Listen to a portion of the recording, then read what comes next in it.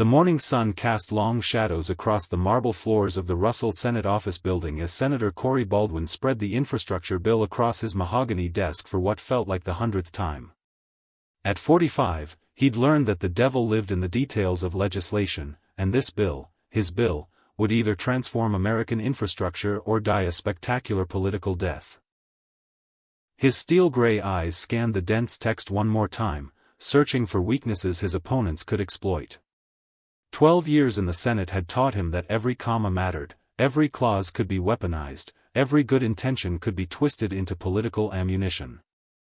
The infrastructure bill represented 3 years of his life, countless committee hearings, and more political capital than he'd ever invested in a single piece of legislation.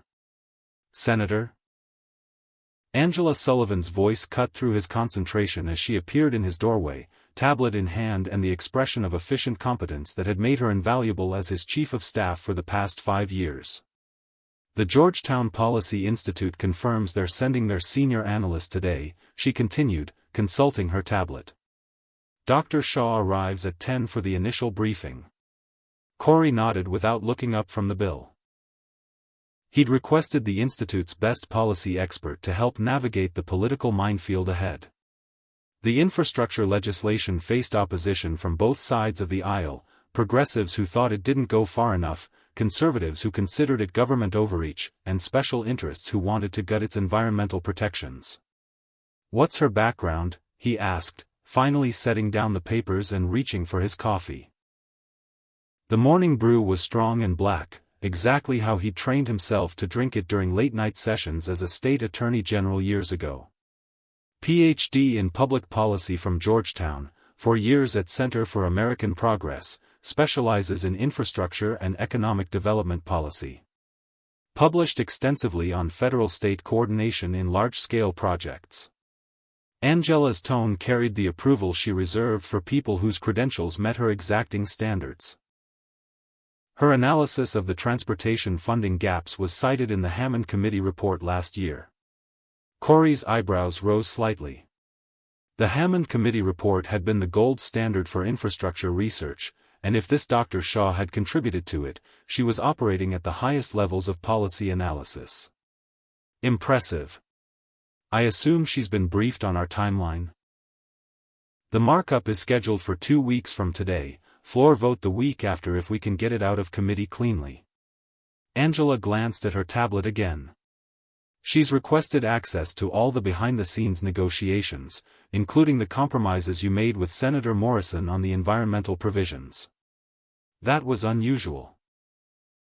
Most policy consultants focused on the technical aspects of legislation, but requesting information about political negotiation suggested someone who understood that good policy required political reality. Corey found himself curious about this Dr. Shaw who apparently grasped both the theoretical and practical sides of the legislative process. The next 2 hours flew by in a blur of phone calls with committee members, reviewing talking points for the afternoon's press conference, and the endless political calculations that consumed every waking moment of his life. At 9:58 a.m., Angela knocked again. "Dr. Shaw is here. Send her in." Corey rose from behind his desk, straightening his navy tie and running a hand through his dark hair, a nervous habit he'd never quite shaken despite years of high-stakes meetings. He'd learned that first impressions mattered in politics, and establishing the right professional dynamic with consultants could make or break a project. The woman who walked into his office commanded attention immediately, though not in the way Corey had expected. Dr. Eliza Shaw moved with the confident grace of someone completely comfortable in professional settings, her warm brown eyes taking in every detail of his office with sharp intelligence. She wore a perfectly tailored burgundy blazer over a crisp white blouse, professional but not austere, and small pearl earrings that caught the morning light. "Senator Baldwin," she said, extending her hand with a smile that transformed her face from merely beautiful to radiant. "I'm Eliza Shaw. I'm honored to work with you on this legislation." The moment their hands met, something unexpected happened. What should have been a standard professional handshake became something else entirely. A connection that seemed to arc between them like static electricity. Her hand was warm and firm, her grip confident, but there was something in the way she looked directly into his eyes that made the formal greeting feel intensely personal. "Dr. Shaw," he replied, his voice slightly rougher than intended. "I've heard exceptional things about your work. Thank you for taking this assignment." Neither of them released the handshake immediately. For 3 heartbeats, then 4, they stood connected by more than just professional courtesy, both seemingly caught off guard by the unexpected intensity of the moment. Finally, Eliza's cheeks flushed slightly pink, and she stepped back with a small laugh. "I've been following this bill since you first introduced it," she said, moving to the chair across from his desk with the kind of unconscious elegance that made Corey forget what he'd been about to say. "The federal state coordination mechanisms you've designed are brilliant. They address every major implementation failure we've seen in previous infrastructure efforts." The genuine admiration in her voice, the way she immediately dove into substantive policy discussion, did something dangerous to Corey's carefully maintained professional composure. He'd expected a competent consultant. Instead, he found himself facing someone whose mind worked with the same precision and passion that had driven him into public service. "You've identified implementation failures that most people miss entirely," he said, settling back into his chair and trying to ignore the way morning sunlight caught the gold flecks in her brown eyes. "What's your assessment of our biggest vulnerabilities? If you haven't already, hit that subscribe button and join our Dear Love Diaries family. Your special place in this community of heartfelt stories is waiting for you. These passionate journeys of souls connecting against all odds have brought together thousands of beautiful hearts just like yours. Make sure you hit the bell too, so you'll know immediately when a new story unfolds in our diary of love." What followed was the most engaging policy discussion Corey had experienced in years. Eliza didn't just understand the technical aspects of infrastructure legislation. She grasped the human implications, the political realities, and the long-term consequences with a sophistication that left him genuinely impressed. She challenged his assumptions, offered alternatives he hadn't considered, and demonstrated an intuitive understanding of how federal policy affected real communities. "The transportation funding formula needs adjustment," she said, pulling out a tablet and showing him spreadsheets that were clearly the result of extensive analysis. "If we don't account for rural population density variations, we'll create the same urban-rural divide that killed the Harrison Infrastructure Act." Corey leaned forward to study her data, and caught a subtle scent, something warm and professional, vanilla and jasmine mixed with the crisp efficiency of someone who had her life perfectly organized.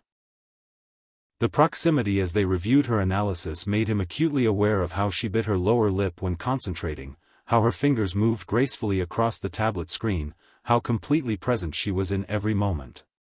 "This is brilliant," he said, meaning it completely. "How long did this analysis take you?" "Most of the weekend," Eliza admitted with a slight smile. "But this is exactly the kind of work I love. Policy that actually improves people's lives rather than just creating more bureaucracy." The passion in her voice when she talked about meaningful policy work resonated somewhere deep in Corey's chest. He'd entered politics with the same idealistic fire, but years of compromise and political calculation had banked those flames. Watching her speak about the legislation with such genuine conviction reminded him why he'd been drawn to public service in the first place. "What made you choose infrastructure policy?" he asked, genuinely curious about the woman behind the impressive credentials. "My father," she said simply, and something in her expression shifted slightly. "He was a construction supervisor who spent years watching infrastructure projects fail because the people designing them didn't understand how they'd actually be built or maintained. He always said that good policy required understanding real communities, not just economic models." The way she spoke about her father, with such clear love and respect, made Corey wonder what kind of man had shaped such an exceptional woman. There was a story there, he sensed, but also boundaries that he respected too much to cross in a professional setting. "He sounds like a wise man," Corey said quietly. "He was," Eliza replied, and the past tense carried weight that spoke of loss handled with grace rather than bitterness. The conversation continued for another hour, ranging from technical policy details to broader questions about the role of government in improving people's lives. By the time Angela knocked to remind him of his next appointment, Corey realized he'd completely lost track of time, something that never happened during professional meetings. "I'd like to schedule daily briefings," he said as Eliza gathered her materials. "Your insights are exactly what this bill needs to succeed." "I'd be honored," she replied, standing and extending her hand again. "Thank you for trusting me with something this important." The second handshake was briefer than the first, but the connection was still there, that spark of recognition that went deeper than professional respect. As Eliza left his office, moving down the marble corridor with purposeful grace, Corey found himself watching until she disappeared around the corner. Angela appeared in his doorway, eyebrows raised with the knowing expression of someone who'd worked with him long enough to read his moods perfectly. "Interesting consultant," she observed neutrally. "Exceptional consultant," Corey corrected, returning to his desk and the infrastructure bill that suddenly seemed less daunting with Dr. Eliza Shaw's insights fresh in his mind. But as he tried to focus on the afternoon schedule, he found his thoughts drifting to warm brown eyes and the sound of passionate conviction in a voice that was becoming dangerously memorable. For the first time in years, Senator Corey Baldwin had met someone whose mind worked as intensely as his own, whose dedication to meaningful work matched his deepest values. And that terrified him almost as much as it thrilled him. What happens when two brilliant minds, built for the same fight, discover that professional partnership might ignite something far more dangerous than either expected? Chapter 2. The daily briefings that followed established a rhythm that neither Corey nor Eliza had anticipated. What began as standard policy consultations evolved into something far more dynamic, a true intellectual partnership that energized both of them in ways that went well beyond professional collaboration. Each morning at 9, Eliza would arrive at his office with coffee for both of them, his black, hers with cream and a touch of cinnamon. And they would dive into the complexities of moving legislation through a political system designed to resist change. She'd commandeered the small conference table by his window, spreading policy documents and laptops across its surface until it looked like mission control for a legislative campaign. "Senator Morrison is wavering on the environmental provisions," she announced on Thursday morning of her second week, setting his coffee down with the casual efficiency of someone who'd already become an integral part of his daily routine. "But I think I've found a way to address his concerns without gutting the renewable energy requirements."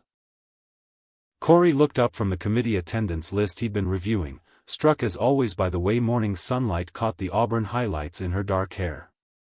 Over the past 10 days, he'd learned that Eliza Shaw was even more impressive than her credentials suggested. Her mind worked with laser-like precision, but she also possessed an intuitive understanding of political dynamics that couldn't be taught in any graduate program. "Morrison's worried about job losses in coal country," he said, leaning back in his chair to give her his full attention. "How do we address that without compromising the bill's environmental goals?" "Transition funding," Eliza replied immediately, pulling up a document on her laptop. "We create a dedicated stream for retraining programs and economic development in communities affected by the energy transition. It's not charity, it's investment in human capital." She turned her laptop toward him, and as he leaned forward to read her proposal, their shoulders brushed. The contact was brief, professional, but it sent a jolt of awareness through both of them that had nothing to do with policy analysis. Corey found himself intensely conscious of her proximity, the warmth radiating from her skin, the subtle scent of her perfume, the way she unconsciously bit her lower lip when explaining complex concepts. "This is sophisticated work," he said, his voice slightly rougher than intended. "The funding mechanisms integrate perfectly with existing Labor Department programs." "Thank you," Eliza replied, but her response seemed slightly breathless. When he looked up from the laptop screen, she was watching him with an expression that held far more than professional satisfaction. For a moment, they simply looked at each other, the policy proposal forgotten as something much more personal sparked in the space between them. The sound of Angela's voice in the outer office broke the spell, and both of them quickly returned their attention to the laptop screen, though neither was really seeing the words anymore.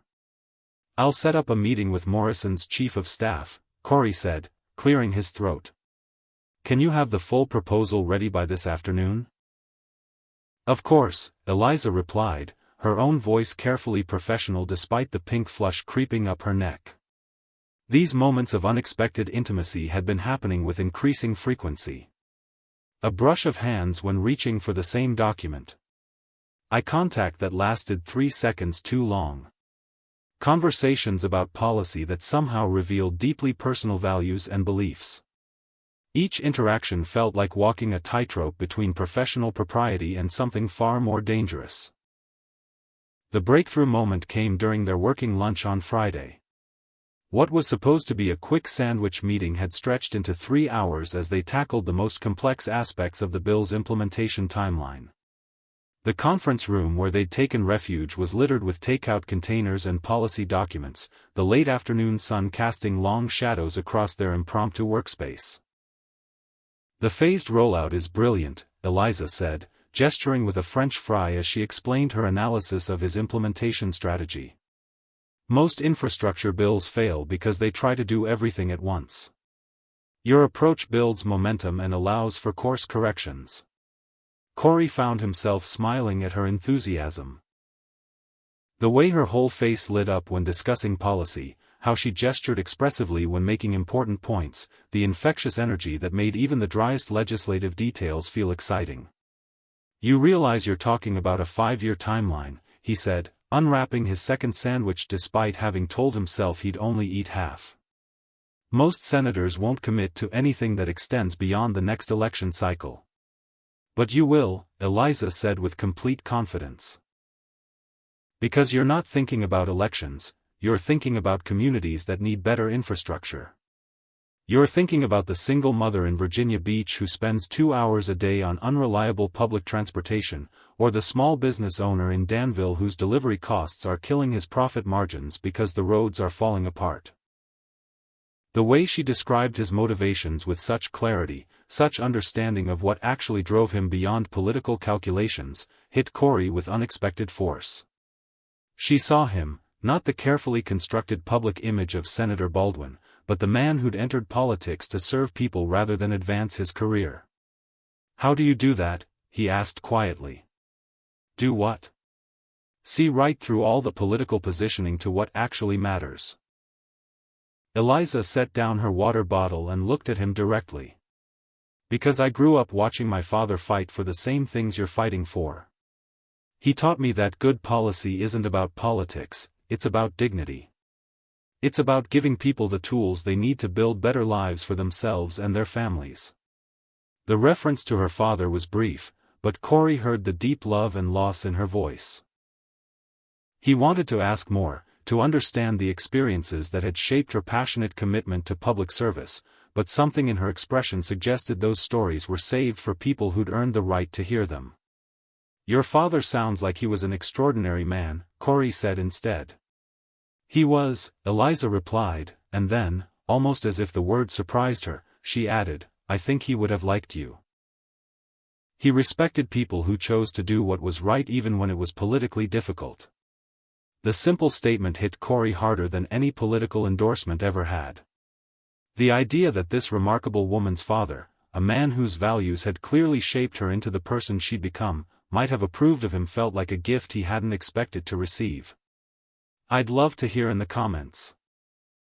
Have you ever met someone whose mind worked so perfectly with yours that you forgot about everything else? Share your story below. I'd like to hear more about him sometime, Corey said, then immediately worried he'd overstepped professional boundaries. But Eliza's smile was warm rather than distant. I'd like that too. The moment stretched between them, charged with possibilities that neither quite dared to name. In the conference room filled with the detritus of their working lunch and the golden light of late afternoon, they sat looking at each other across a table covered with policy documents, both aware that their professional partnership was evolving into something that couldn't be contained within the boundaries of legislation and committee hearings. It was Eliza who finally broke the silence, returning to the implementation timeline with determined focus.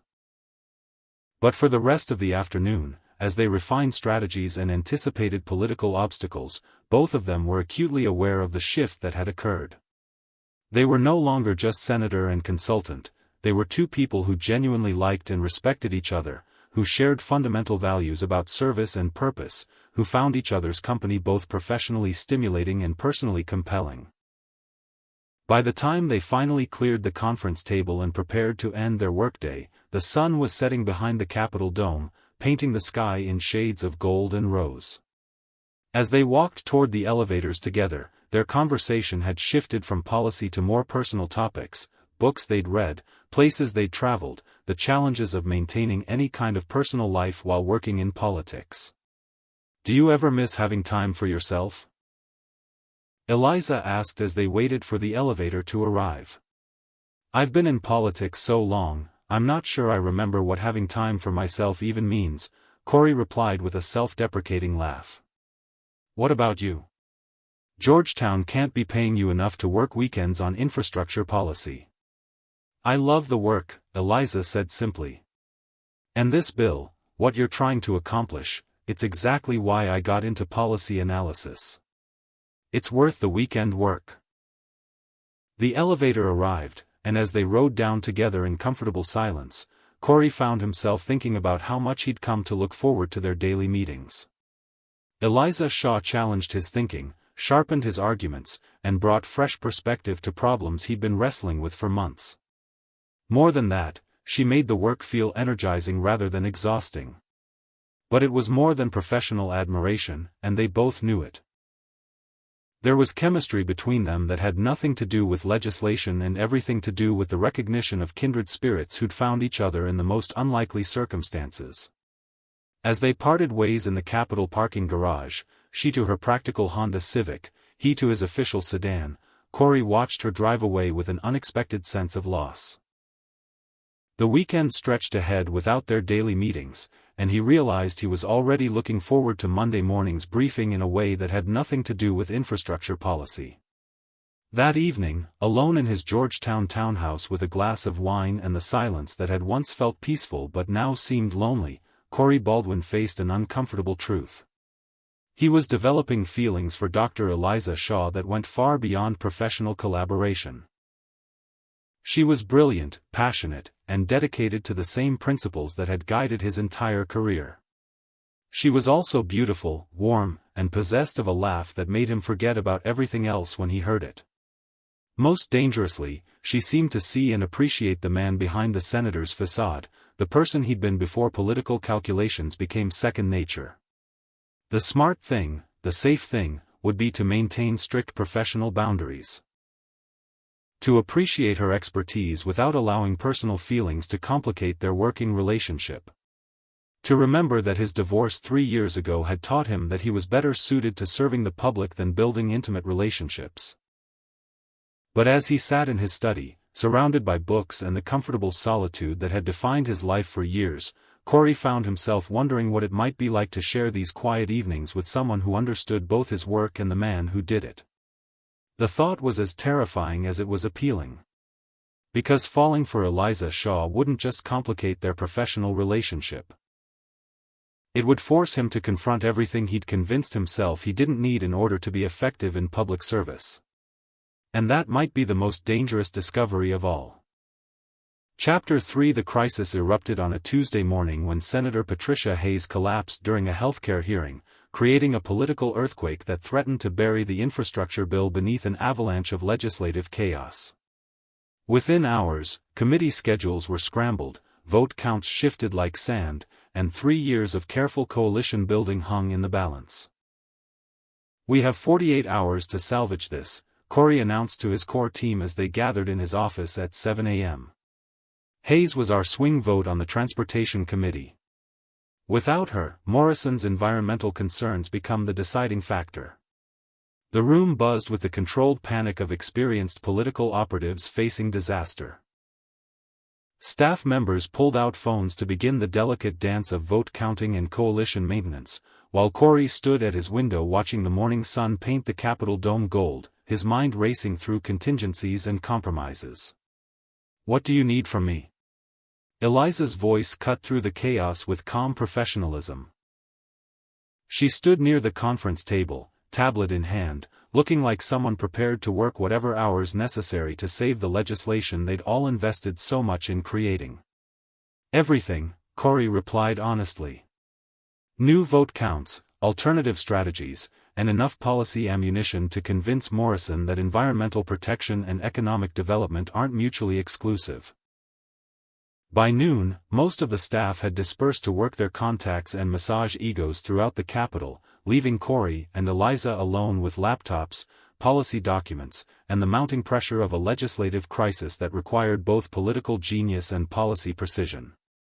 The afternoon dissolved into a blur of phone calls, strategic calculations, and the kind of intense collaboration that made them both forget about food, rest, or anything beyond saving the bill. Morrison's chief of staff wants numbers, Corey said, hanging up from his 8th call of the day. Specific data on job creation in districts that transition away from coal dependency. Already on it, Eliza replied without looking up from her laptop. Her burgundy blazer had been discarded hours ago, leaving her in a crisp white blouse with sleeves rolled up like someone ready for battle. I'm pulling employment data from the Appalachian Regional Commission and cross-referencing it with renewable energy job projections. Corey paused in his pacing to watch her work. Even under intense pressure, Eliza maintained the kind of focused competence that made complex problems seem manageable. Her fingers flew across the keyboard as she built spreadsheets that could make or break their coalition, her brown eyes intense with concentration, occasionally brushing a strand of hair behind her ear when it escaped from her professional ponytail. "How are you doing this so quickly?" he asked, genuinely amazed. "Practice," she replied with a slight smile. "And really good databases." The evening brought Chinese takeout eaten standing at the conference table between phone calls, policy briefs reviewed by lamplight, and the gradual realization that they might actually be able to pull this off. By 10 p.m., they developed a comprehensive response to Morrison's concerns that addressed environmental goals while providing concrete economic benefits to his constituents. "This is brilliant," Corey said, reviewing the final proposal. The transition timeline gives coal communities 3 years to retrain workers while bringing in renewable energy companies as economic anchors. "It's your framework," Eliza replied, settling into the chair across from him with an exhausted but satisfied expression. "I just filled in the policy details." "We make a good team," Corey said, and something in his voice made the simple observation feel like a much more significant statement. Eliza looked up from her laptop, and their eyes met across the conference table littered with policy documents and empty takeout containers. The office was quiet except for the distant hum of cleaning crews in other parts of the building, creating an intimate bubble around their collaboration that made the rest of the world feel very far away. "Yes, we do," she said softly, and the agreement carried weight that had nothing to do with legislative strategy. For a moment, they simply looked at each other in the gentle lamplight, both acutely aware that their professional partnership had evolved into something more personal and infinitely more complicated.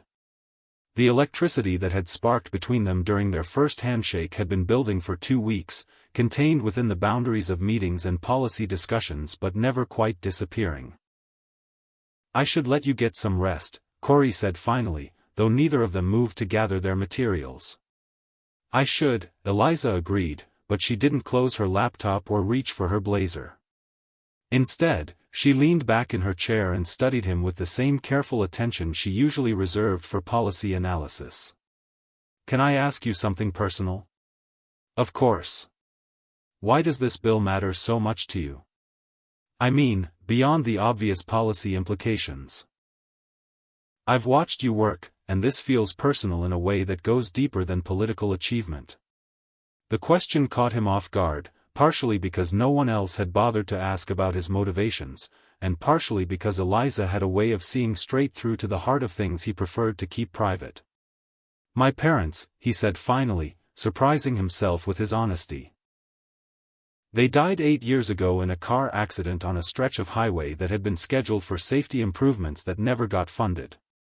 The infrastructure bill that would have fixed that road died in committee while politicians argued about spending priorities." Eliza's expression softened with understanding and sympathy. I'm so sorry. Sometimes legislation isn't just about policy, Corey continued, the words coming easier than expected. Sometimes it's about making sure other families don't have to experience preventable tragedies because we couldn't get past political games to do what needed to be done. The admission hung between them like a bridge spanning the careful distance they'd maintained between professional and personal. Eliza leaned forward slightly, her warm brown eyes reflecting the kind of compassion that made people feel truly seen and understood. That's why your speeches sound different from other politicians, she said quietly. You're not just talking about constituents, you're talking about people you love. The observation was so astute, so perfectly aligned with his deepest motivations, that Corey felt something crack open in his chest. When had anyone last understood him so completely? When had anyone bothered to look past the political facade to see the man who'd been shaped by loss and driven by love? What about you? He asked, genuinely curious about the experiences that had shaped her passionate commitment to public service. What made you choose policy work? Eliza was quiet for a moment, apparently debating how much to share.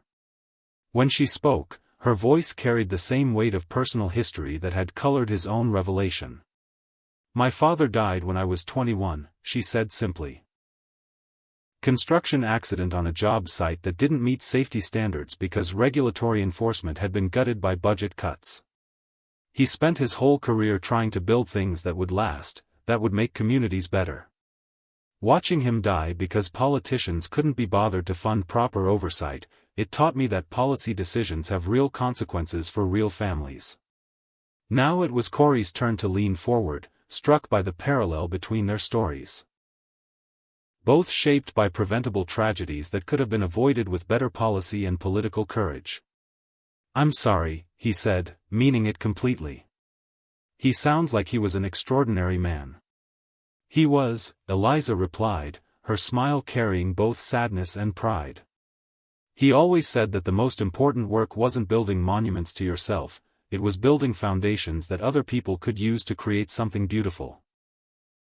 The philosophy she described resonated so deeply with Corey's own beliefs about public service that he felt like he was looking at his own reflection in someone else's life experiences. They'd both been shaped by loss, both driven to prevent others from experiencing similar tragedies, both committed to the unglamorous work of making systems function properly. That's exactly what this bill is about, he said quietly. Building foundations. I know, Eliza replied, and the way she looked at him suggested she understood far more than just his legislative priorities. The moment stretched between them, charged with recognition and possibility. In the quiet office with its pools of lamplight and the comfortable intimacy of shared purpose, they sat looking at each other across policy documents and empty coffee cups, both aware that they'd crossed an invisible line from professional collaboration to something much more personal. It was Corey who finally broke the silence, standing and moving to the window that overlooked the Capitol grounds. We should probably call it a night. Tomorrow's going to be brutal. Eliza joined him at the window, standing close enough that he could smell her perfume, close enough to feel the warmth radiating from her skin. Together, they looked out at the illuminated dome against the night sky, both thinking about the work that lay ahead and the connection that was building between them. Corey, she said quietly, using his first name in a way that felt both natural and intimate. Yes? Thank you for trusting me with this. With the bill, and with the rest of it. He turned to face her, and found her looking up at him with an expression of such genuine warmth and understanding that it took his breath away. They were standing very close now, close enough that he could see the gold flecks in her brown eyes, close enough to count the freckles scattered across her nose like stardust. Thank you for seeing what this is really about, he replied, his voice rougher than intended. For a moment, they stood facing each other in the window's soft light, both acutely aware of how easy it would be to close the small distance between them, how natural it would feel to let this moment of understanding become something more. The air between them practically hummed with possibility. But it was also Corey who stepped back first, remembering professional boundaries and the complications that would arise if they crossed lines that couldn't be uncrossed. "Good night, Eliza," he said softly. "Good night," she replied, and the disappointment in her voice was so subtle he might have imagined it.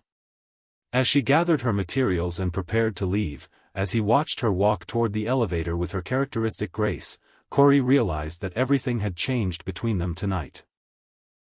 They'd moved beyond professional respect to genuine personal connection, beyond collaboration to something that felt dangerously close to partnership in ways that went far beyond policy work.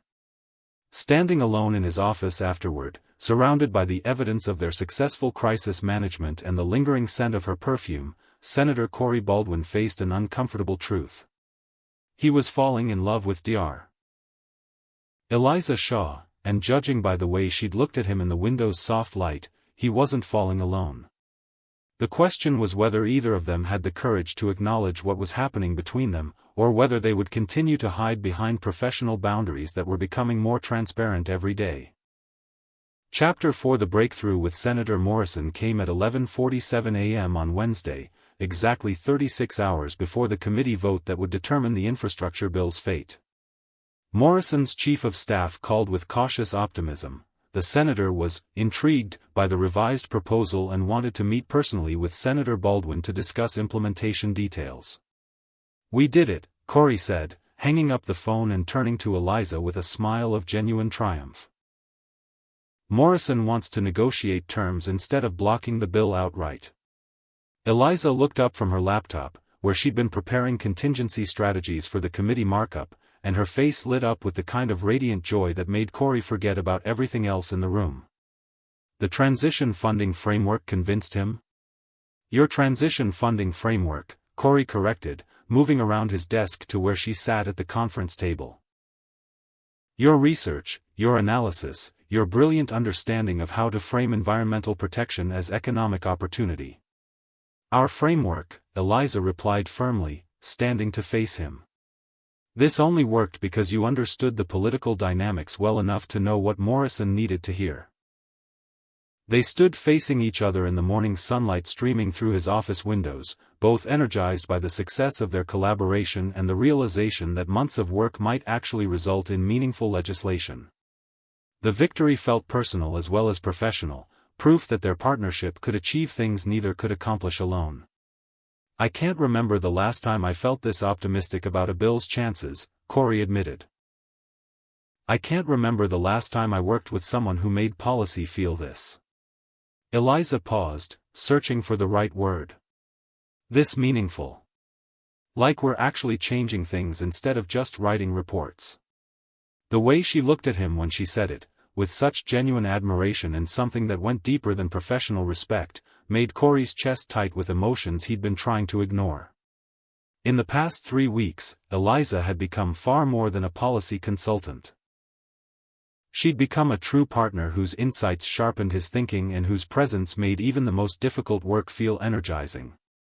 But she'd also become something more dangerous, a woman whose intelligence captivated him, whose passion inspired him, and whose company he craved in ways that had nothing to do with infrastructure legislation. The dynamic between them shifted over the following days as the bill moved through its final legislative hurdles. With Morrison's support secured, they faced a different kind of pressure, the detailed negotiation phase that required both political finesse and policy precision. Their daily meetings extended into evening strategy sessions, working dinners that stretched past midnight, and the kind of intense collaboration that made normal boundaries increasingly difficult to maintain. "The appropriations language needs to be bulletproof," Eliza said one evening as they reviewed the bill's final text over Thai takeout in his office. "If we leave any ambiguity, it'll get gutted in conference committee." Corey looked up from the section he'd been editing, struck as always by her ability to anticipate political vulnerabilities that wouldn't occur to most policy experts. She'd loosened her dark hair from its professional ponytail, letting it fall in soft waves around her shoulders, and had traded her blazer for a cream-colored cardigan that made her brown eyes appear even warmer in the lamplight. "How do you do that?" he asked, setting down his pen. "Do what?" "Think like a politician and a policy expert simultaneously. Most people are good at one or the other, but you seem to understand both the substantive and political aspects intuitively." Eliza smiled, tucking a strand of hair behind her ear in a gesture that had become endearingly familiar. Good policy is political, whether we want to admit it or not. The best technical solution in the world doesn't matter if you can't build enough support to implement it. That's exactly what my father used to say, Corey replied, then paused, surprised by the reference. He rarely talked about his parents, even with close friends, but something about Eliza's presence made personal revelations feel natural rather than risky. "Tell me about him," she said gently, closing her laptop to give him her full attention. The invitation, offered without pressure or expectation, finally broke through the last of his professional reserve. For the next hour, as evening deepened into night outside his office windows, Corey found himself sharing stories he'd kept private for years. His father's principled approach to legal practice, the way his parents had modeled partnership in both marriage and work, the phone call that had shattered his world during his first political campaign. He would have liked this bill, Corey said finally, gesturing toward the policy documents spread across his desk. He always said that good government meant building things that lasted longer than the people who built them.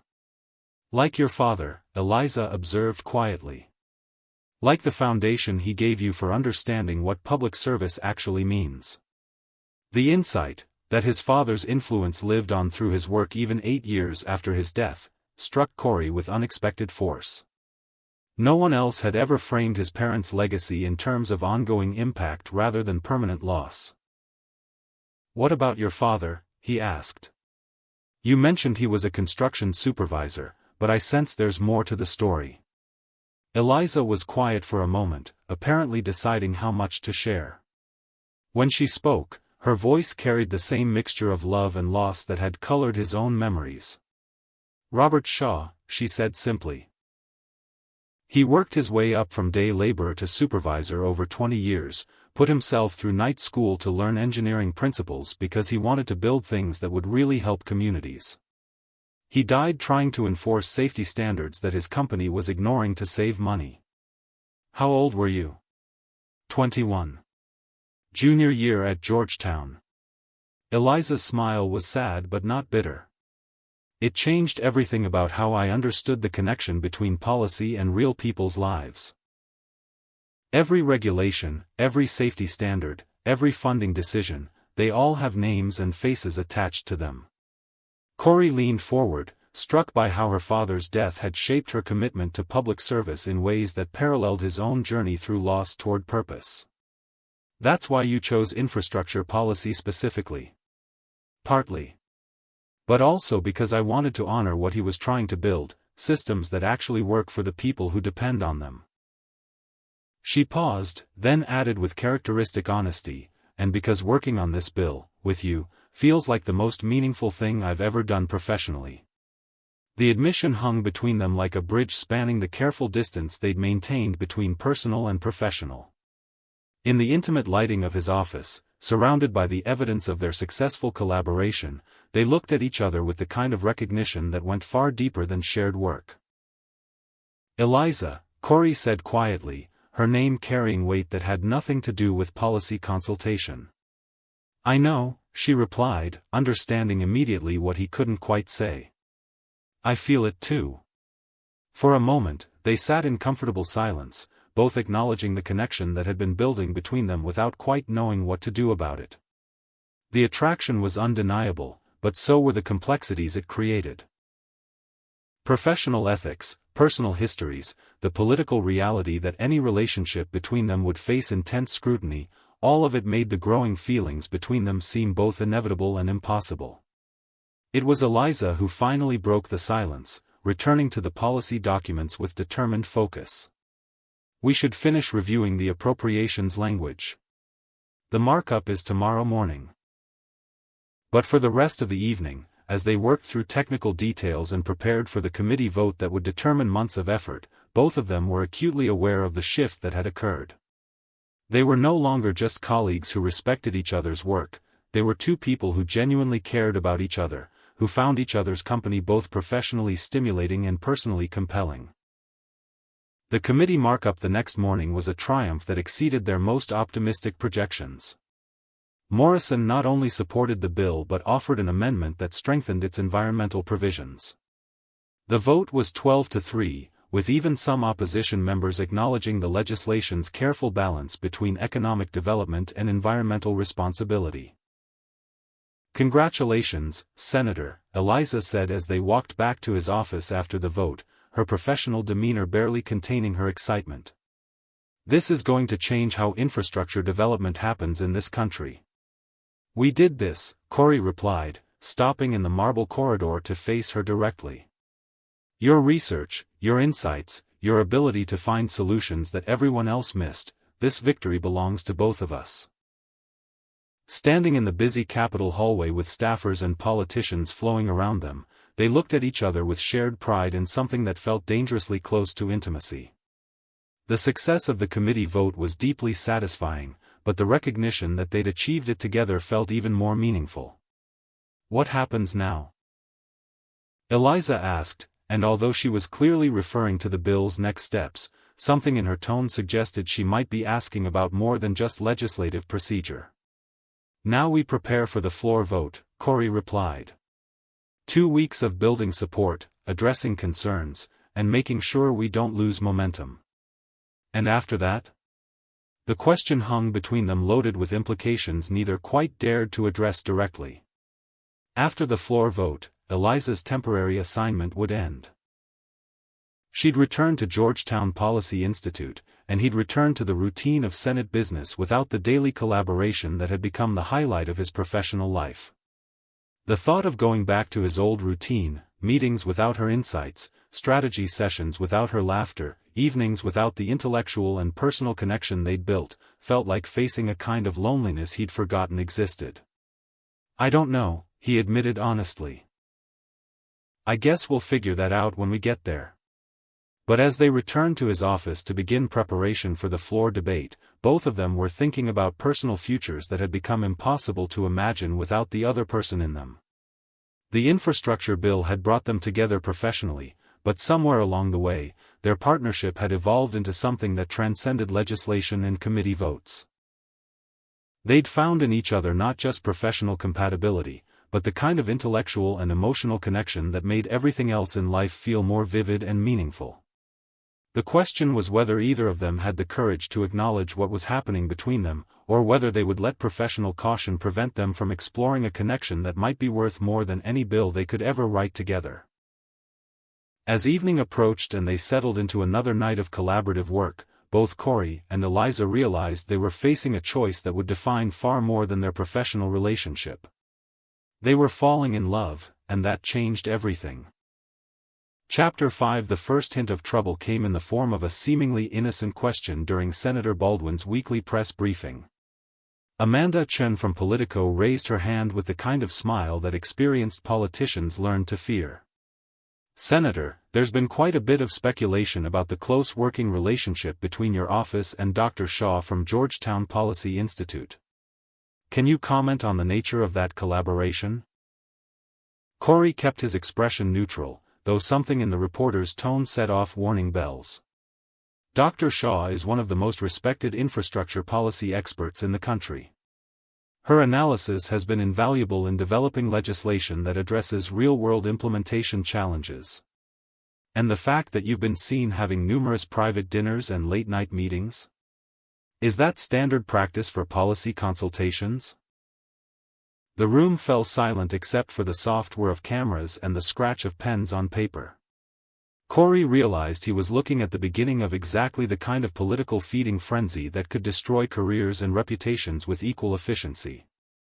"Dr. Shaw and I maintain a strictly professional relationship focused on developing the best possible infrastructure legislation for the American people," he replied evenly.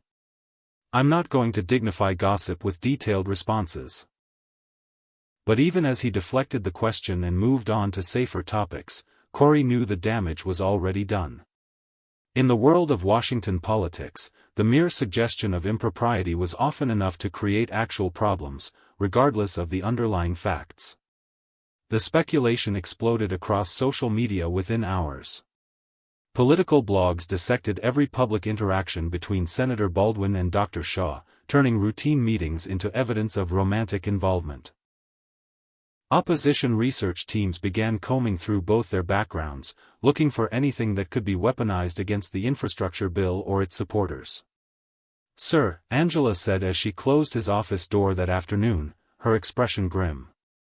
"We need to discuss the Shaw situation." Corey looked up from the floor speech he'd been reviewing, his stomach clenching with anticipation of bad news. "What's the latest damage assessment?" "Lisa Moran's staff is shopping a story to friendly journalists.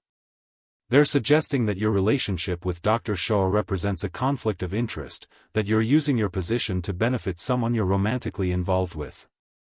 "That's ridiculous," Corey said immediately. Eliza's assignment came through official channels. Georgetown Policy Institute recommended her based on her expertise, not any personal connection. "I know that, and you know that," Angela replied. "But in politics, perception matters more than reality.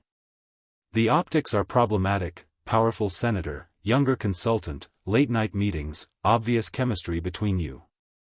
The word chemistry hit Corey like a physical blow, mainly because it was accurate. Anyone who'd observed him and Eliza working together would have noticed the connection between them, the way their professional collaboration had evolved into something more personal and intimate. "What are our options?" he asked quietly. "Distance," Angela said immediately. "Dr. Shaw completes her assignment remotely, all future interactions go through staff intermediaries, and you avoid any situation that could be construed as personal rather than professional." The solution was logical, politically prudent, and felt like a knife to the chest. The thought of cutting off his daily collaboration with Eliza, of losing the intellectual and personal connection that had become the highlight of his professional life, was almost unbearable. But it was also necessary. Because the alternative, allowing political enemies to destroy her reputation along with his, was unthinkable. "Set up a meeting with Dr. Shaw," Corey said finally. "I need to explain the situation to her personally." That evening, Eliza arrived at his office with her usual efficient energy, carrying coffee for both of them and ready to dive into preparation for the floor debate. She paused when she saw his expression, immediately reading the tension in his posture and the careful distance he was maintaining. "What's wrong?" she asked, setting down the coffee cups and studying his face with concern. "We have a problem," Corey said, gesturing for her to sit across from his desk rather than at their usual conference table. The formal positioning felt wrong after weeks of easy collaboration, but it was necessary for what he had to say. He explained the press speculation, the political threats, and the reality that their working relationship had become a liability for both of them. As he spoke, he watched Eliza's expression shift from confusion to understanding to something that looked like resignation. "So we're being punished for working well together," she said finally. "We're being targeted because our collaboration looks like something more than professional cooperation," Corey corrected. "And if we're being honest with ourselves, that's because it has become something more than professional cooperation." The admission hung between them like a confession and an accusation simultaneously. For weeks, they'd been dancing around the growing attraction between them, maintaining professional boundaries while acknowledging personal connection. Now those careful boundaries were being weaponized against them. "What are you suggesting?" Eliza asked, though her tone suggested she already knew. "That you complete your assignment remotely. That we limit our interactions to what's absolutely necessary for the bill's success. That we prioritize protecting your reputation and career over." He paused, struggling with how to name what they'd built together. "Over whatever this has become between us." Eliza was quiet for a long moment, staring at her hands clasped in her lap. When she looked up, her brown eyes were bright with unshed tears, but her voice was steady. "You're asking me to choose between my professional integrity and my personal feelings. I'm asking you to let me protect you from the political consequences of being associated with me," Corey replied. "Your career is just beginning. You have decades ahead of you to make meaningful contributions to public policy. I won't let my political enemies destroy that because we couldn't maintain appropriate boundaries." "Couldn't or wouldn't?" Eliza asked quietly. The question hit its mark with devastating accuracy. They could have maintained strictly professional boundaries if they'd tried harder, if they'd resisted the intellectual and emotional connection that had made their collaboration so effective and personally meaningful. Does it matter? Corey asked. The result is the same. We've created a situation that can be used against both of us, and the smart thing is to minimize the damage before it gets worse. Before we continue, I want to ask you something that might resonate with your own experience. Have you ever discovered that someone you cared about had helped you in your past, even briefly? How did that change how you felt about them? Share your thoughts below, and if you're finding this story as compelling as I am, make sure you're subscribed so you don't miss how this unfolds. Eliza stood and walked to the window that overlooked the Capitol grounds, her silhouette framed against the evening light. There's something you should know, she said without turning around. Something I discovered while researching federal partnerships for the Transparency Report. Corey felt ice water flood his veins. What kind of something? The Baldwin Foundation provided emergency assistance to my family after my father died. She turned to face him, her expression unreadable. 9 years ago, when I was struggling to finish college and help my mother keep our house. One-time assistance that helped us get back on our feet. The revelation hit Corey like a physical blow. He'd forgotten about that particular grant, one of dozens the foundation had made to families affected by workplace accidents. But now, in the context of their relationship and the political scrutiny they were facing, it looked like evidence of long-term orchestration rather than coincidental assistance. Eliza, I had no idea you were Robert Shaw's daughter when we met, he said urgently. The foundation helps hundreds of families. I don't personally review every application or track every recipient. I know, she said simply. The timeline makes that obvious.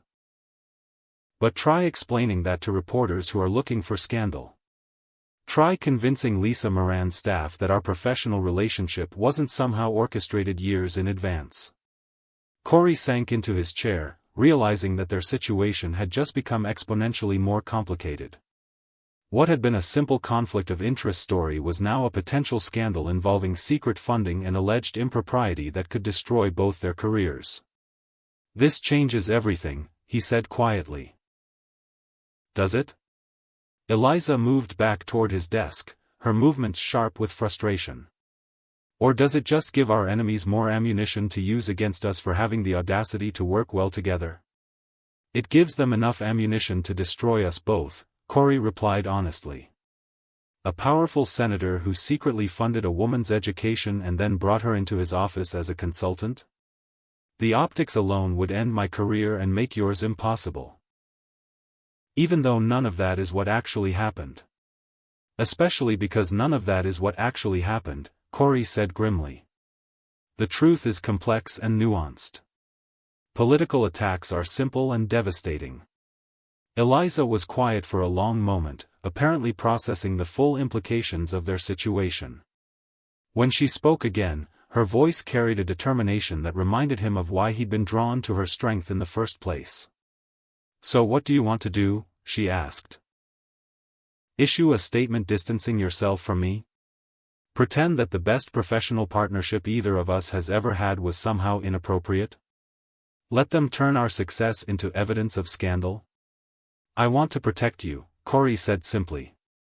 From the political consequences of being associated with me, from having your professional reputation questioned because we couldn't keep our personal feelings separate from our work. And what if I don't want to be protected? Eliza challenged. What if I think the work we've done together is worth defending? What if I believe that running away from political pressure is exactly the wrong response? The fire in her voice, the way she was willing to fight for their partnership even when the smart thing would be to distance herself from potential scandal, made Corey's chest tight with emotions he'd been trying to suppress for weeks. Then you're braver than I am, he admitted. Or maybe I just believe in what we've built together, she replied. The bill, yes, but also the partnership. The way we make each other better at the work we both care about. She moved closer to his desk, leaning forward with the intensity that had captivated him from their first meeting. "I've spent my entire career proving that I belong in rooms where people assume I don't. I'm not going to start running from professional challenges now just because some politicians can't believe that a man and a woman might work well together without it being scandalous." The courage in her voice, the refusal to be intimidated by political pressure, reminded Corey of everything that had drawn him to public service in the first place. But it also made him more determined to protect her from the consequences of that courage. "This isn't about professional challenges," he said quietly. "This is about personal feelings that we haven't been honest about, and the political reality that those feelings create vulnerabilities our enemies can exploit." "Then maybe it's time to be honest," Eliza said, straightening to her full height. "About the feelings, about what we want, about whether we're going to let political calculation override everything else in our lives." The challenge hung between them like a gauntlet thrown down in the evening light of his office.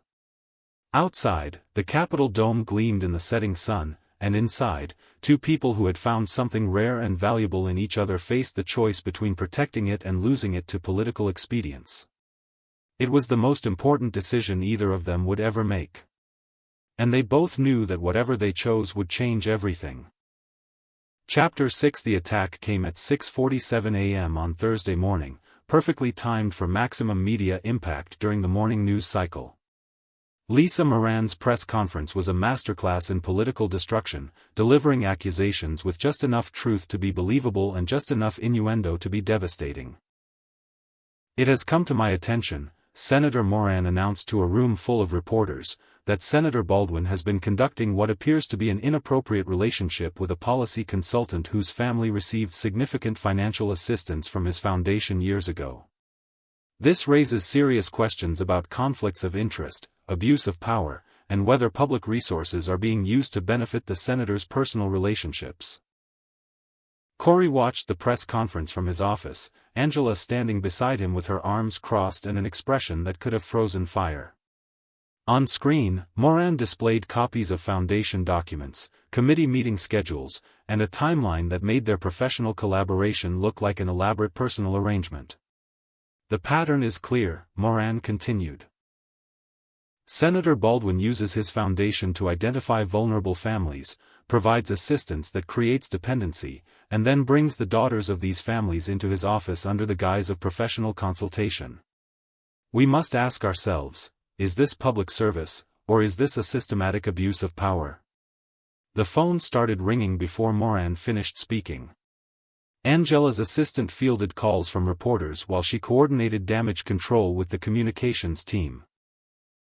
But Corey barely heard the chaos around him, focused instead on the sick realization that Moran had turned their genuine professional partnership into evidence of predatory behavior. "She's lying," he said finally, his voice tight with controlled fury. "Every single implication is false." "I know that," Angela replied. "But she's lying effectively.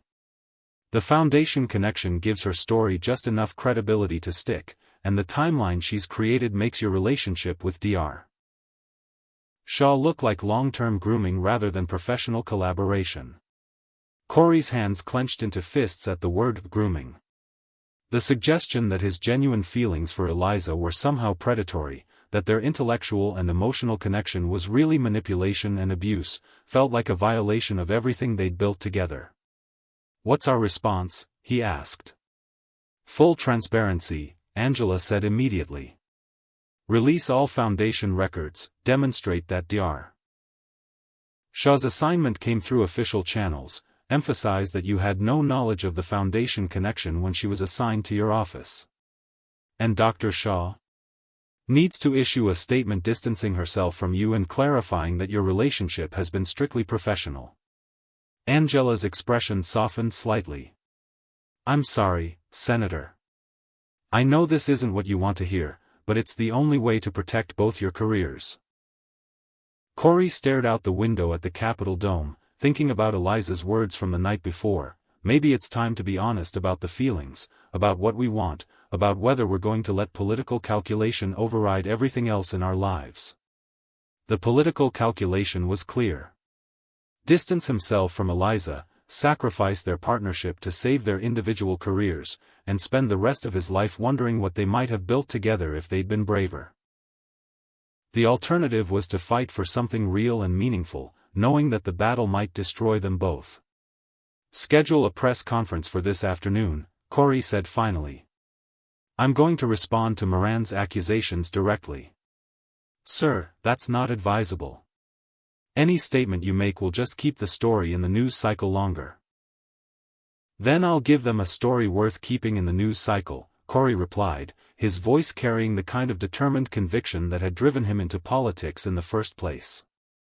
"Get me 5 minutes with Dr. Shaw before the press conference. We need to discuss how we're going to handle this together." Angela's eyebrows rose. "Together?" "Together," Corey confirmed. "Whatever we're going to say, we say it together." The meeting with Eliza took place in the small conference room adjacent to his office, with Angela serving as witness to ensure propriety. But the moment Eliza walked into the room, Corey forgot about political calculation and media strategy and everything except the woman whose career was being threatened because of her association with him. "Are you all right?" he asked immediately, studying her face for signs of the stress he knew she must be feeling. "I've been better," Eliza admitted with a rueful smile. "Georgetown's communications office has been fielding calls all morning. Apparently, I'm either a brilliant policy expert or a calculating opportunist, depending on which reporter you ask. I'm going to fix this," Corey said with fierce determination. "I'm not going to let Moran destroy your reputation because of her vendetta against me." "And how exactly are you planning to fix it?" Eliza asked, settling into the chair across from him with the kind of calm professionalism that made her invaluable in crisis situations. "By telling the truth," Corey replied. "All of it. The Foundation's legitimate mission, the fact that your assignment came through official channels, the reality that our professional collaboration has been exemplary regardless of any personal feelings that may have developed." Angela cleared her throat. "Senator, I need to advise against any public acknowledgement of personal feelings. That will only give Moran's story more credibility." "Will it?" Corey challenged. "Or will it demonstrate that we're adults who've handled a complex situation with integrity and transparency?" He turned back to Eliza, studying her expression carefully. "The question is whether you're willing to take that risk. Whether you're willing to stand up with me and defend what we've built together, knowing that it might damage both our careers." Eliza was quiet for a moment, apparently weighing the options and their consequences. When she spoke, her voice carried the same determined conviction that had impressed him from their first meeting. "I've spent my entire career being underestimated," she said finally. "People assuming I wasn't qualified for the rooms I was in, that I'd gotten opportunities through connections rather than competence. I'm not going to validate those assumptions by running away from this fight." "This isn't about professional competence," Angela interjected. "This is about political survival. Sometimes the smartest thing is a strategic retreat." "Sometimes," Eliza agreed, looking directly at Corey. "But sometimes the smartest thing is to stand up for something worth defending. The infrastructure bill we've developed together will improve millions of lives. The partnership we've built has made both of us better at the work we care about. I'm not going to apologize for that, and I'm not going to pretend it was somehow inappropriate." The courage in her voice, the refusal to be intimidated by political pressure, made Corey fall in love with her all over again. But it also made him more determined to protect her from the consequences of that courage. "You don't have to do this," he said quietly. "You can distance yourself from me, protect your career, and continue doing important policy work for decades to come. Don't sacrifice your future for my political battles." "What if I don't want a future that doesn't include our partnership?" Eliza asked, her brown eyes meeting his directly. "What if I think what we've built together is worth fighting for?" The question hung in the air between them, loaded with implications that went far beyond professional collaboration. In the small conference room with its neutral walls and fluorescent lighting, they looked at each other with the kind of recognition that changed everything. Eliza, Corey said, her name carrying weight that had nothing to do with policy consultation. I know, she replied, understanding immediately what he couldn't say in front of Angela.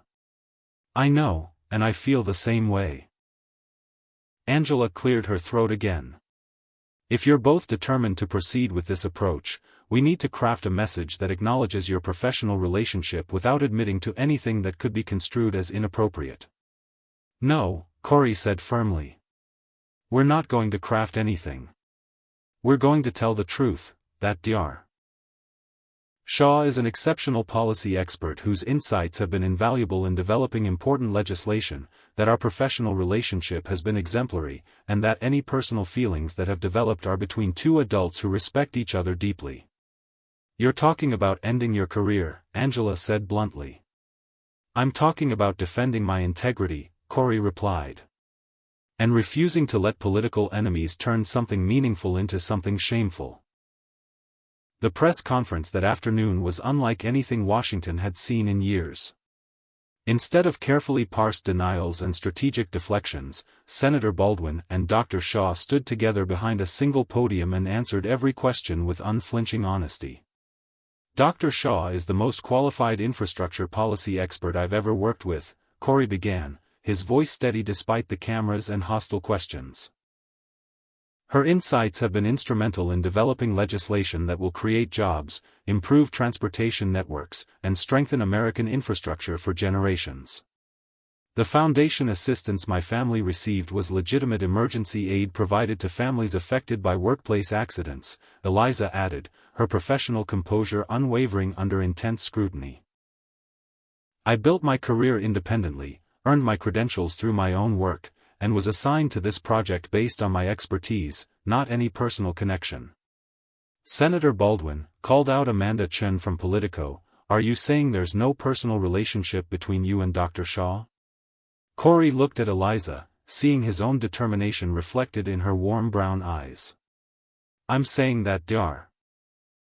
Shaw and I have developed a professional partnership based on shared commitment to meaningful policy work. If that partnership has also led to personal respect and affection, that's between two adults who've handled our professional responsibilities with complete integrity. The room erupted with follow-up questions, but Corey raised his hand for silence. Dr. Shaw and I stand behind our work together. The infrastructure bill we've developed will improve millions of lives, and we're proud of what we've accomplished. Any attempt to turn our professional success into evidence of scandal says more about the accusers than it does about us. As they left the podium together, facing the chaos of shouted questions and camera flashes, both of them knew they'd crossed a line that couldn't be uncrossed. They'd chosen honesty over safety, partnership over self-protection, and the possibility of something beautiful over the certainty of political survival. The immediate reaction was brutal.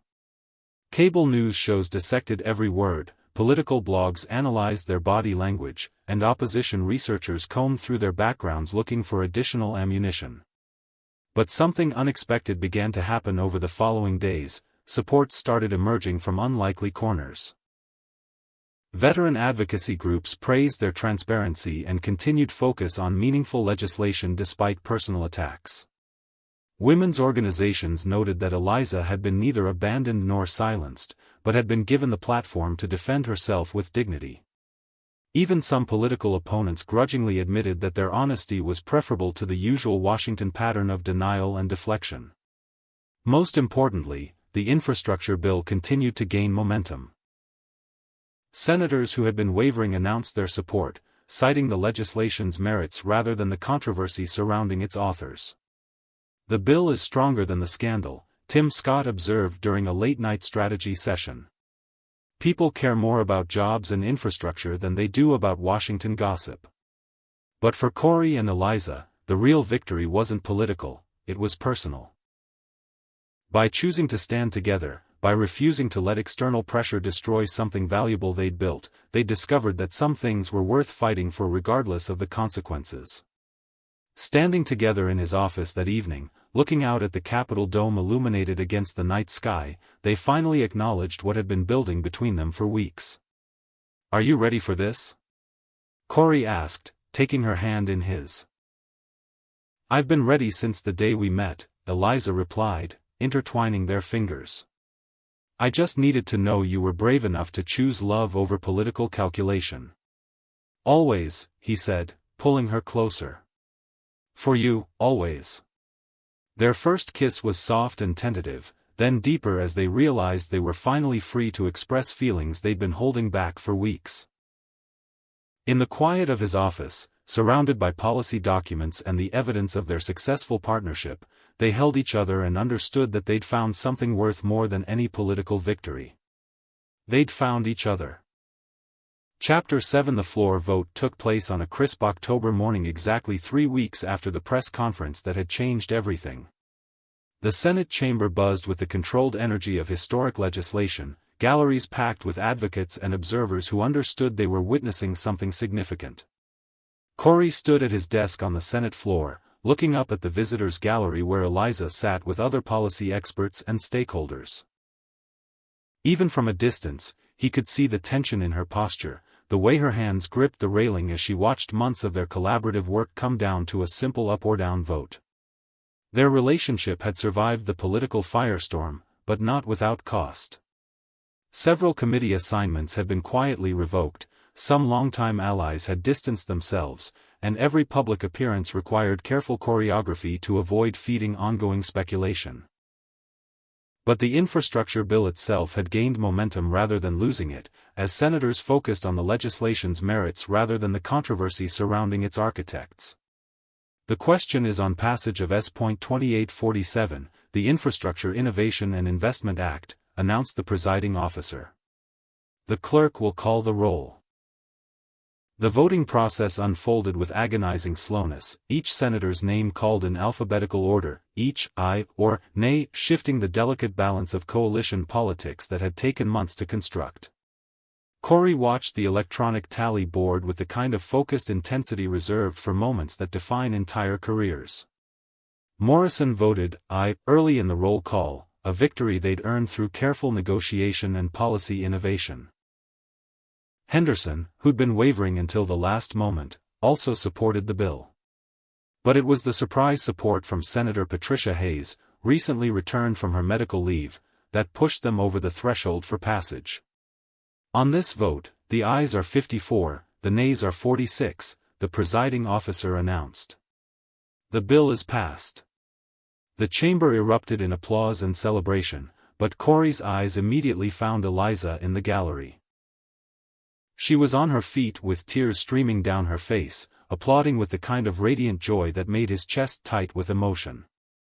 3 years of work, months of collaboration, weeks of political warfare, all of it had culminated in this moment of triumph. But more than that, they'd proven that choosing integrity over political expedience could actually strengthen rather than weaken meaningful legislation. Their refusal to hide their professional partnership or apologize for personal feelings had ultimately made both of them more effective advocates for the policies they believed in. The celebration that evening took place at the National Press Club, with infrastructure advocates, policy experts, and the senators who'd supported the bill gathering to commemorate what many were calling the most significant infrastructure legislation in decades. Corey and Eliza moved through the crowd together, no longer hiding their connection but not making it the focus either. Senator Baldwin, Dr. Shaw, approached Senator Morrison with a genuine smile. Congratulations on extraordinary work. This bill is going to change how we think about federal infrastructure investment. Thank you, Senator, Eliza replied with professional grace. Your environmental amendment strengthened the legislation significantly. Your transition funding proposal made those amendments possible, Morrison replied. Brilliant policy work, the kind that actually solves problems rather than just creating new bureaucracies. As Morrison moved on to other conversations, Corey and Eliza found themselves standing together near the tall windows that overlooked downtown Washington. The city sparkled with lights below them, and in the reflection, they could see the celebration continuing behind them. We did it, Eliza said quietly, her voice filled with wonder and satisfaction. We did, Corey agreed, then corrected himself. You did. This bill succeeds because of your policy innovations, your political insights, your refusal to accept that good legislation couldn't survive Washington politics. We did it together, Eliza insisted, turning to face him directly. Your political experience, my policy expertise, both of our willingness to fight for something worth defending. Neither of us could have achieved this alone. The recognition of their partnership, professional and personal, felt like the culmination of everything they'd built together over the past months. Looking at her in the soft lighting of the celebration, seeing the joy and satisfaction in her warm brown eyes, Corey realized that winning the infrastructure vote was only the beginning of what they could accomplish together. What happens now? He asked, echoing her question from weeks before. Now we implement the legislation we just passed, Eliza replied with a smile. Monitor the funding rollout, track the job creation numbers, make sure the environmental provisions are enforced properly. And personally? Personally, she said, moving closer to him with the kind of confidence that had captivated him from their first meeting, I think we figure out how to build something beautiful together. Both professionally and personally. The conversation was interrupted by Tim Scott, who approached them with champagne flutes and the expression of someone who'd witnessed something extraordinary. I owe you both an apology, he said, offering them drinks. I thought the relationship complications would destroy your effectiveness. Instead, it seems like choosing honesty made you both stronger advocates. Authenticity usually does, Corey replied, accepting the champagne and raising his glass toward Eliza. When you stop hiding who you are, you can focus all your energy on what you're trying to accomplish. They clinked glasses in a toast that felt like both celebration and promise. Around them, the party continued with the kind of genuine joy that came from achieving something meaningful against significant odds. But for Corey and Eliza, the real celebration was quieter and more personal. The recognition that they'd found in each other not just professional compatibility, but the kind of partnership that made everything else in life more vivid and meaningful. The transition from celebration to intimacy happened naturally as the evening wound down. They left the party together, walking through the cool October night toward Corey's Georgetown townhouse with the comfortable closeness of people who'd chosen each other completely. I still can't quite believe we pulled it off, Eliza said as they walked hand in hand down the tree-lined street. 6 months ago, this bill was dead in committee. Tonight, it's the law of the land. 6 months ago, I thought I understood what partnership meant, Corey replied, squeezing her hand gently. You taught me that real collaboration requires vulnerability, trust, and the courage to let someone else see all your broken places. They paused under a streetlight, facing each other in the golden pool of illumination. The night was quiet except for the distant sounds of the city, creating an intimate bubble around their conversation. What broken places? Eliza asked softly, reaching up to trace the line of his jaw with gentle fingers.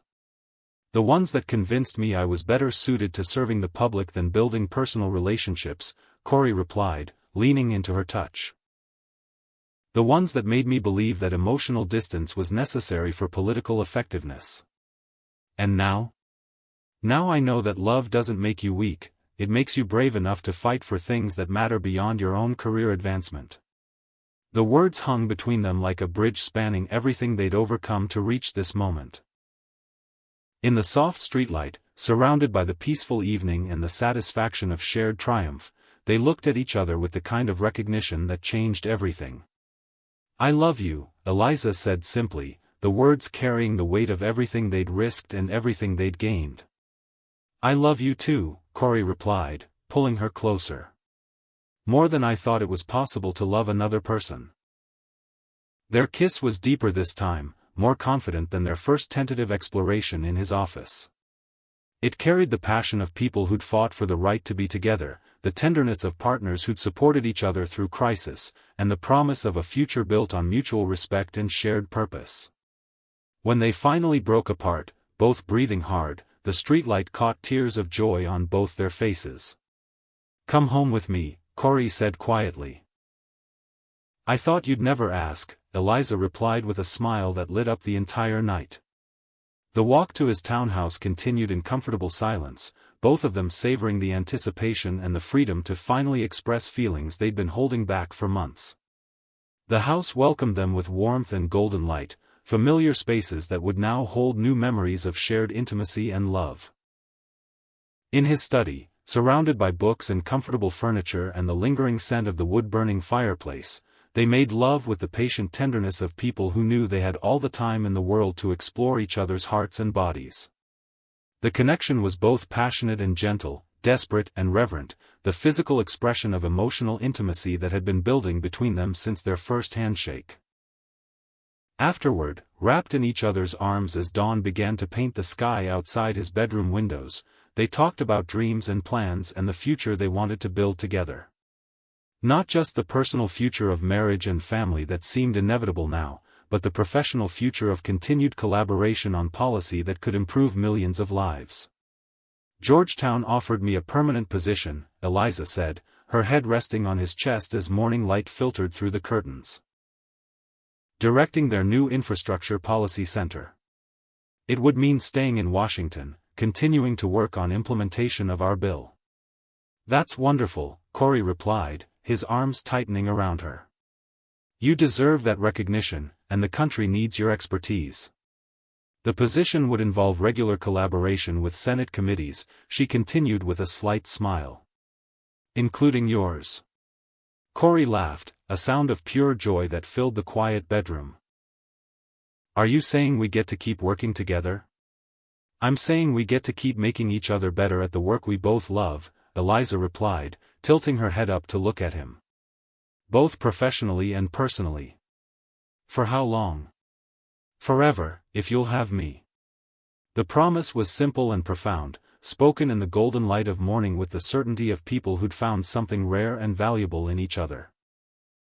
They'd started as colleagues, evolved into partners, and discovered that love and professional excellence could enhance rather than threaten each other. Looking down at the remarkable woman in his arms, feeling her heartbeat steady against his chest, Corey Baldwin realized that his carefully constructed defenses hadn't just crumbled, they'd been rebuilt entirely, stronger than before, with love as the foundation instead of isolation. The powerful senator had indeed found his salvation, but it hadn't come through protection or control. It had come through the courage to be vulnerable, the wisdom to recognize an equal partner, and the grace to accept that sometimes the most important discoveries happen when you least expect them. Together, they'd proven that authentic love between equals didn't diminish professional effectiveness, it multiplied it exponentially. And that was the most important victory of all. Chapter 8. 6 months later, the announcement came not through official channels or carefully orchestrated media events, but through a simple photograph that appeared on both their social media accounts simultaneously. The image showed two hands intertwined on a marble-top table, a vintage sapphire engagement ring catching the warm light of what was clearly a very private moment, with the caption, "Building foundations together, one policy at a time." She said yes. #partnership goals #Eliza and Corey. The photo was taken at their favorite coffee shop near Georgetown, the same place where they'd started meeting for early morning strategy sessions that had evolved into something far more personal. But this time, instead of policy documents spread between them, there was just the quiet intimacy of two people who'd chosen each other completely. The public response was overwhelmingly positive, a stark contrast to the scandal-hungry speculation that had nearly destroyed them months earlier. The same voters who had initially questioned their relationship had watched them navigate political pressure with dignity and effectiveness, had seen how their partnership had produced meaningful legislation rather than compromising their professional integrity. "Turns out people appreciate politicians who choose honesty over spin," Angela observed with characteristic directness during their morning staff meeting. "Your approval ratings are the highest they've been since your first term." The infrastructure bill had become a model for bipartisan cooperation, its implementation exceeding even optimistic projections for job creation and economic impact. 3 additional pieces of legislation bearing both their names had passed during the session, each one building on the policy innovation framework they developed together. The Transportation Safety Enhancement Act passed Committee 15-0 yesterday, Eliza reported as she entered Corey's office with her usual armload of policy documents and 2 cups of coffee. Morrison wants to fast-track it for a floor vote next week. Your safety monitoring protocols made the difference, Corey replied, accepting the coffee and gesturing for her to join him at their conference table, the same surface where they'd first collaborated on infrastructure policy, where they'd shared countless working meals, where he'd first realized he was falling in love with her brilliant mind and passionate heart. Our monitoring protocols, Eliza corrected with the gentle firmness that had become characteristic of their partnership. Your political insights made them implementable. 6 months of working together as an openly committed couple had only strengthened their professional collaboration. If anything, the absence of hidden feelings and suppressed attraction had made them more effective partners, able to focus completely on policy innovation rather than managing complicated emotions. Dar. Crawford called this morning, Eliza continued, settling into what had become her usual chair with the easy familiarity of someone completely comfortable in the space. The Infrastructure Policy Center officially launches next month, and we've already received funding commitments from 5 major foundations. The center represented the next evolution of their partnership, a permanent institution dedicated to developing practical policy solutions that could navigate political realities. Eliza would direct the center while maintaining her collaboration with Senate committees, particularly Corey's, creating a bridge between academic research and legislative implementation. That's extraordinary, Corey said, meaning it completely. You're building something that will influence infrastructure policy for decades. We're building something, Eliza replied, reaching across the table to cover his hand with hers. The center's first major project is monitoring implementation of our infrastructure bill and developing best practices for future legislation. The casual intimacy of her touch, the way she naturally included him in her professional achievements, still made Corey's chest tight with gratitude and love. After 3 years of divorce-induced isolation, he'd found not just romantic partnership but true collaboration with someone who made him better at every aspect of his life. Speaking of building things, he said, intertwining their fingers in a gesture that had become as natural as breathing, I have a question about our other major project. The wedding? Eliza asked with a smile that lit up her entire face. The wedding, Corey confirmed. My mother would have wanted us to be married in the garden at the family estate. Under the magnolia trees where she and my father exchanged vows. The reference to his parents came easily now, without the sharp edge of grief that had characterized his memories for years. Loving Eliza had somehow made it possible to remember his parents' happiness without being overwhelmed by the pain of their loss. I would love that, Eliza said simply. My father always said that the most important ceremonies happen in places where love has deep roots. The wedding planning had been surprisingly straightforward, mainly because both of them approached it with the same collaborative spirit that had made their professional partnership so successful. They wanted something meaningful rather than spectacular, intimate rather than political, focused on celebrating their commitment rather than managing public perception. October? Corey suggested. After the legislative session ends but before the fall committee schedule gets too intense? Perfect, Eliza agreed. It gives us time to finish the transportation safety bill and launch the policy center without feeling rushed. The conversation flowed naturally between wedding details and legislative strategy, personal dreams and professional goals, with the easy integration that had become the hallmark of their relationship. They discovered that love and work didn't have to compete for attention when you found the right partner. Someone who enhanced rather than complicated your ability to serve others. The afternoon brought a steady stream of meetings and committee work, but they moved through their separate responsibilities with the quiet satisfaction of people who knew they would end the day together. Their professional interactions had evolved into a subtle dance of shared glances, brief touches, and the kind of nonverbal communication that made them extraordinarily effective collaborators. Senator Baldwin, Dr. Shaw, interrupted Tim Scott as he knocked on the office door around 5 p.m. Senator Morrison wants to discuss the rural broadband provisions before tomorrow's markup. We'll be right there, Corey replied, but he paused to catch Eliza's hand as they gathered their materials. "Ready for another late night of legislative negotiations?" he asked with a smile. "With you?" Eliza replied, squeezing his hand gently. "Always." The evening that followed was a perfect microcosm of their partnership. Intense policy discussions balanced with personal connection, professional effectiveness enhanced by emotional intimacy, the kind of collaboration that made even difficult work feel energizing rather than exhausting. By the time they left the capital together around midnight, walking hand in hand through the quiet streets toward his Georgetown townhouse, they'd successfully negotiated amendments that would bring high-speed internet to rural communities across the country. But more importantly, they'd done it together, as partners who trusted each other completely and brought out the best in each other's professional capabilities. 6 months ago, I thought I understood what success looked like, Corey said as they paused outside his front door, keys in hand but reluctant to end the conversation. "And now?" Eliza asked, moving closer to him in the soft porch light. "Now I know that real success isn't just about passing legislation or winning elections," he replied, cupping her face in his hands with the gentle reverence that never failed to make her heart skip. "It's about building something beautiful with someone who makes you better than you could ever be alone." Like infrastructure, Eliza observed with a slight smile that had captivated him from their first meeting. Strong foundations, careful planning, built to last for generations. "Exactly like infrastructure," Corey agreed, leaning down to kiss her with the passionate tenderness of someone who'd found everything he'd been missing without knowing it. Built to last forever.